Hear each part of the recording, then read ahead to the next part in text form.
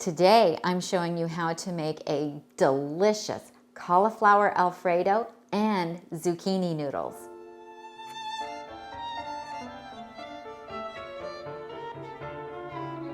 Hi everyone, I'm Tami from the blog Nutmeg Notebook, where I teach people how to cook using whole food plant-based ingredients for a plant-exclusive diet. Today I'm really excited to share with you my cauliflower Alfredo sauce. Now before I went plant-based, I had an excellent Alfredo sauce that I frequently made that we loved.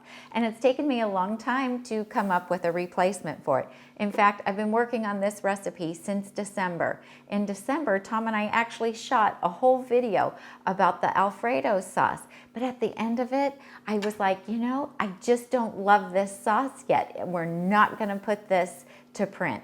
So we didn't, and I sat it aside and decided I'm going to leave it alone for a while and revisit it. And so last week I revisited it and I was like, I'm going to make it, and I had new inspiration and it came out fantastic. So I'm very excited to share it with you today. It is based with cauliflower. I buy organic cauliflower at my Costco. It comes in this 2-pound bag. This recipe is going to call for 1 pound of cauliflower. It also has garlic in it, and I'm a little bit of a lazy cook, I guess, because I love to get the already peeled garlic that I can find at my Trader Joe's. So I have 1 pound of cauliflower. I have a food scale. If you don't have a food scale, I highly recommend that you get one because it is so easy to measure ingredients and have things come out perfect every time.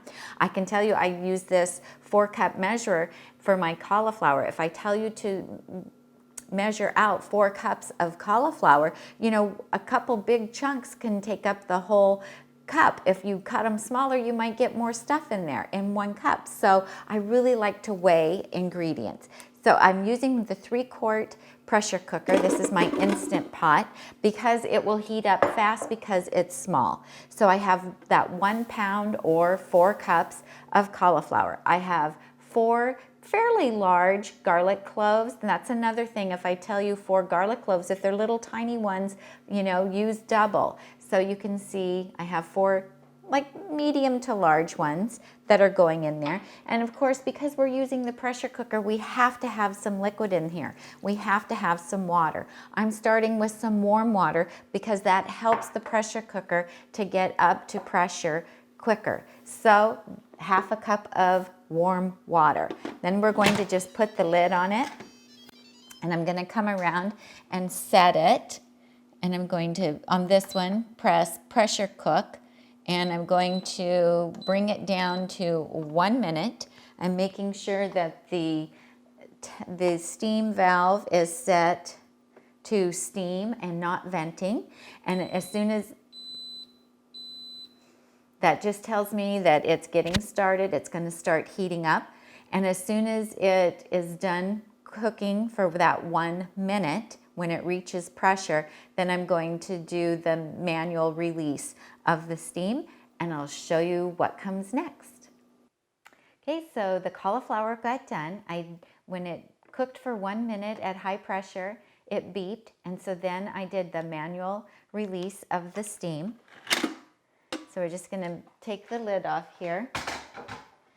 Now we're ready to blend it. Now I'll tell you, the first couple times that I made it, I was trying to do it with the immersion blender because I was trying to keep everything in one pot and not dirty another appliance. But I just didn't get that silky, creamy consistency that the Vitamix can get. The immersion blender works great for a lot of things, but for this particular recipe, I really do think you need to use a blender. So now we're just going to transfer the cauliflower and the water. That's why I didn't use a steaming basket, because I knew that I was going to be using all of the liquid from cooking the cauliflower. So it's all just going to go in here. I'm just trying to do it without splashing any of that hot liquid onto myself. That looks great. Okay, awesome. So we have that cauliflower. Remember, that was 1 pound of cauliflower, and it was 4 nice size garlic cloves. And you can adjust that. You like more garlic, use more garlic, less, use less. Now I have 3/4 of a cup of plant milk. I'm using unsweetened almond milk. You can use whatever kind of plant milk you have, whatever you prefer. Now I'm going to do a rundown of the ingredients here, and I have my little cheat sheet to help me. So I have 1/2 teaspoon each of onion powder and garlic powder. I have 3 tablespoons of nutritional yeast. I love this brand of nutritional yeast. It's unfortified. It has the most delicious flavor, and we buy it from Amazon. It's on my Amazon affiliate page. So it's amazon.com/shop/nutmeg notebook. We'll provide a link to that down below. We have a tablespoon of fresh lemon juice. If you don't have fresh, it's okay to use the kind that comes in the jar. That's okay. Then we have basil, 2 teaspoons of dried basil. This is the freeze-dried basil from Costco. I really like it. 1/2 teaspoon of Table Tasty. This is a salt substitute. We also have this on our Amazon page. It's the most salt-like salt substitute that I've tried. I love it. It's great. Some freshly ground black pepper, and that's to taste. I'm not telling you how much. I don't know. I just grind it, and when it looks like enough, then it's enough. Then I have 2 tablespoons of oats. They're just regular rolled oats. That adds some creaminess and a little bit of thickness without making it too thick in there. And then I also have 1/2 teaspoon of crushed red pepper flakes. I am not going to add these to the blender at the beginning because I kind of like how they're pretty. I don't want them to be completely blended up in there. So yeah, that's everything. So pretty simple, but so delicious. So we're going to go ahead and add all of those spices and the nutritional yeast, except we are leaving out the crushed red pepper flakes, and we will add those after we get this creamy. Now I'm going to let the blender run for about a minute, and I find that that is how long it takes to get the consistency that I like. It just makes it silky smooth. So here we go. I'm going to get my tamper ready so that I can make sure that everything keeps moving around where I want it to be. It's turned on. We want to start at a low power so that it doesn't go splashing crazy all over, and we'll get started.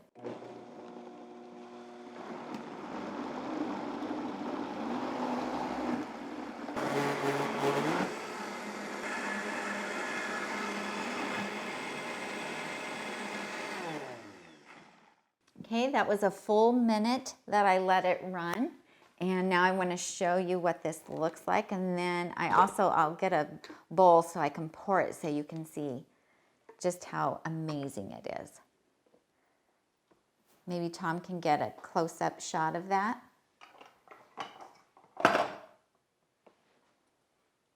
The smell is amazing.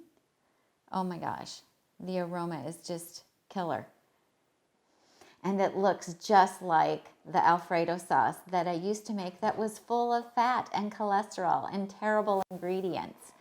So I'm so excited. I'm going to add the red pepper flakes. I'm just going to put those in now, and I'm going to give it a little stir because I just like the color that they add throughout and the flavor. It just gives it a really nice flavor. And I used the crushed red pepper flakes in the Alfredo sauce that I used to make before we went plant-based. Okay, here we go. Oh, I can't wait to have this. This is so delicious. I'm going to show you how to make some zucchini noodles to put this on as well. If you don't have one of these long-handled spatulas that's narrow and curved, you need to get one because it really helps you get everything out of these big blenders. I have a link to it on my Amazon page. And the cook gets to have a taste.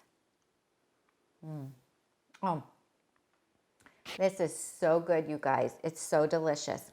So you can serve it over zucchini noodles. You can serve it over a baked potato. It's fabulous over a baked potato. Saute some mushrooms and onions and steam some broccoli, and you have the best stuffed baked potato. But right now, I'm going to show you how to do zucchini noodles. Hey, you guys, you saw how easy it is to make a delicious cauliflower Alfredo that is not full of fat. So made with all plant ingredients and so delicious. So in between the two segments here, Tom and I were taking turns licking the blender with a spatula because seriously, it is so delicious. Okay, now I want to show you how to do some zucchini noodles. So, or zoodles as people call them. This is an inexpensive spiralizer that I bought from Amazon right after I went plant-based. So I've had it for a number of years, and when I first got it, I was kind of intimidated, kind of like when I bought the Instant Pot, you know, so it sat here for quite some time before I started to use it. But it's so simple and easy. A lot of nights I'll get home at 6:30, and I'll decide that I'm gonna have zoodles, and I keep this in my pantry, I pull it out, and within 5 minutes, I can have a whole big plate full of zoodles, and they're super expensive at the store to buy them already made like this. So this little spiralizer is the Paderno. I'm probably butchering the Italian pronunciation of it, but it's inexpensive, but it works great. What I liked about it was that the extra blades store in here. I've actually not used the other blades. I only use this one because I'm always making the spiralized zoodles that look kind of like spaghetti. And I also liked the fact that it had suction cups that would adhere to my countertop so that it wouldn't be moving all around when I'm trying to use it. So here's what you do. You just push down on the corners, the 4 legs, and it adheres to the countertop. And then it has this little tab for releasing it that you just pull up, and you push it back down. So it's easy to get the suction, to break the suction as well. Then this just attaches here. There's the little spikes here to put your vegetable on. I've also done this with potato, which is kind of fun to do a potato. Now I have not tried a sweet potato. Those are really hard. I've just done like a Yukon Gold potato, and then I just sauteed that in a skillet to heat it up and cook it, and that was really good. And that would be good with this Alfredo. So we just put it in like that. This little lever here, we're going to be pushing forward as the zucchini starts to spiralize to keep everything moving forward. So I'm just pushing and just spinning at the same time. This is kind of like that, can you rub your tummy and do something else at the same time kind of thing. And then it just starts coming out. The straighter of a zucchini that you can find, the better the zoodles come out. If it's a very crooked, curvy zucchini, it's much, much harder. How's things going? They're going pretty good. Then you'll get this like long core from the center, and I just hide that down in the bottom of the plate when I make it, and it's kind of a fun treat when I get down there. So you see how easy this is to make, and it's so quick. And if you have kids or grandkids, they love helping to make these. They are so fun, and there's something about the vegetable in that spiralized shape that just makes them much more fun to eat as well. We're just gonna help this down. So if you don't want the great big long strands, just take your kitchen scissors and clip them here and there so that you won't have them, but you can twirl just like you can with spaghetti. Okay, we're almost to the end. There's, you know, the last little piece will not spiralize, but you see how you get a little core, and I just tuck that down in there, and it's good. So now the question is, how do you cook with these? How do you cook the zucchini noodles? Well, I like to microwave them. I think that's the super easy way to do it. So I have a lid that fits on top, and I'll just put them in the microwave for a couple of minutes. If you overcook them, all the moisture is going to come out and they're going to be a watery mess. I've also sauteed them without anything, just in my scan pan, which is a ceramic skillet, and that works well too, but it's just so much easier to put them in the dish I'm going to eat them out of and just to microwave them. But I know a lot of people don't use microwaves. That's a personal choice. So you can heat them up in a skillet on top of the stove, which I have already heated up some in my microwave, and I'm going to show you what I like to do with them. So this is a microwave safe lid that I just fits right on top of my dish, and that goes right in my microwave. And we have the sauce is still warm. Now, if you have a high-powered blender like the Vitamix or the Blendtec, or what's the other? Maybe it's the Ninja one, or Instant Pot has one. If you let the blender run long enough, this is totally hot and cooked for you. So you don't even have to reheat this, because going from the Instant Pot where everything was hot into my blender, let it run for a full minute, and I still have hot Alfredo sauce. This heats up beautifully. You can store it in the refrigerator, but let me put some here on my zucchini noodles.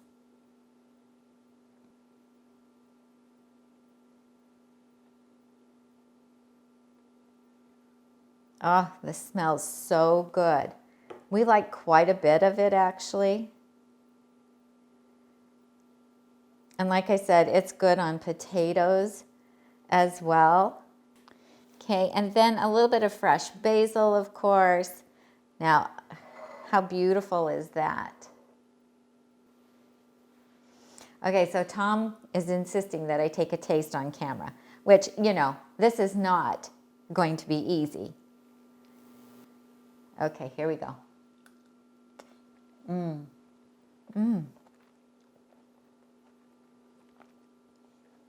That is so good. You can taste the basil. The nutritional yeast gives it a little bit of a cheesy flavor. The oats make it a little bit thicker so it's not runny. You can't even taste that it's cauliflower in there. The red pepper has a little kick and the garlic comes through. It is delicious, you guys. I hope you'll try this recipe and enjoy it as much as Tom and I do. I want to thank you for watching today. If you liked this video, please give me a thumbs up. It helps my ranking on YouTube. And if you would subscribe to my channel, that also helps me. Next to the subscribe is a little icon of a bell. Click on that, and every time I make a new video, you'll get a notification of it. And on Tuesdays, join us for Tuesdays with Tami and sometimes Tom. Sometimes they're a live YouTube video, and sometimes we will pre-record them. And I share lots of fun and new different things with you on Tuesdays. Jump over to the blog at nutmegnotebook.com and subscribe there. Subscribers get 2 exclusive recipes. You can only get them by subscribing to the blog. As soon as you subscribe, you will get an email notification with a PDF for those recipes. So thank you so much. I'm Tami, and I help you get healthy and stay healthy, one meal at a time.